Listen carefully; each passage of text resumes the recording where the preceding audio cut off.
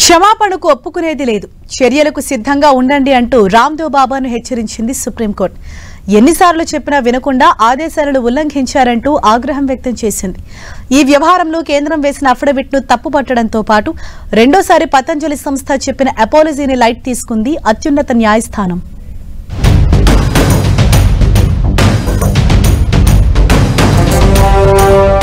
No sorry, only action. కావాలనే ఆదేశాలు బేఖాతరు చేశారు. పతంజలి సంస్థ తీరుపై మరోసారి ఆగ్రహం వ్యక్తం చేసింది సుప్రీంకోర్టు. రామ్దేవ్ బాబా, పతంజలి సంస్థ ఎండీ బాలకృష్ణ క్షమాపణలు చెప్తూ దాఖలు చేసిన అఫిడవిట్ ను తిరస్కరించింది. క్షమాపణలను అంగీకరించబోమని, కంటెంప్ట్ ఆఫ్ కోర్టు కింద తాము తీసుకునే చర్యలకు రెడీగా ఉండాలని హెచ్చరించింది సుప్రీంకోర్టు.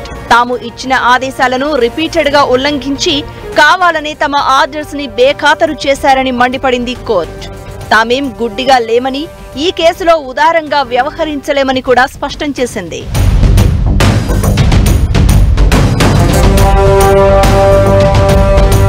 కోర్టు ఆదేశాలపై పతంజలి సంస్థ ఎలా నిర్లక్ష్యంగా వ్యవహరించిందో అలానే వారి క్షమాపణ పట్ల తామెందుకు వ్యవహరించకూడదని ప్రశ్నించింది సుప్రీంకోర్టు.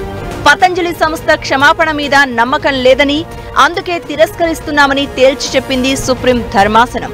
తమకు క్షమాపణలు చెప్పడానికి ముందు పతంజలి సంస్థ తమ అఫిడవిట్లను మీడియాకు చూపించడం ముమ్మాటికి ప్రచారాన్ని కోరుకోవడమే అని ఆగ్రహం వ్యక్తం చేసింది కోర్టు.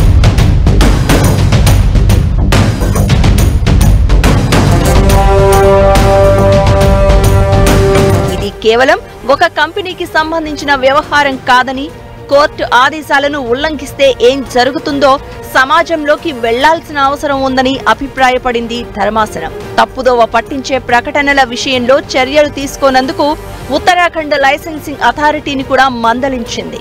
పదే పదే ఉల్లంఘనలు జరుగుతున్నా హెచ్చరించి విడిచిపెట్టడం తప్ప ఎందుకు చర్యలు తీసుకోలేదని ప్రశ్నించింది కోర్టు.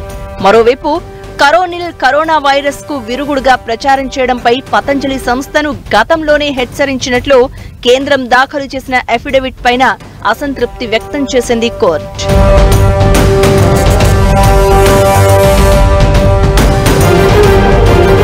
పతంజలి ఆయుర్వేద సంస్థ తయారు చేసిన కరోనిల్ పై రామ్దేవ్ బాబా తప్పుడు వ్యాపార ప్రకటనలు ఇచ్చారని ఆరోపణలు ఉన్నాయి.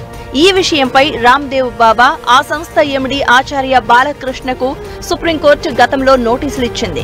న్యాయస్థానం ఆదేశాలతో ఓసారి రామ్దేవ్ బాబా, బాలకృష్ణ క్షమాపణలు చెప్పారు.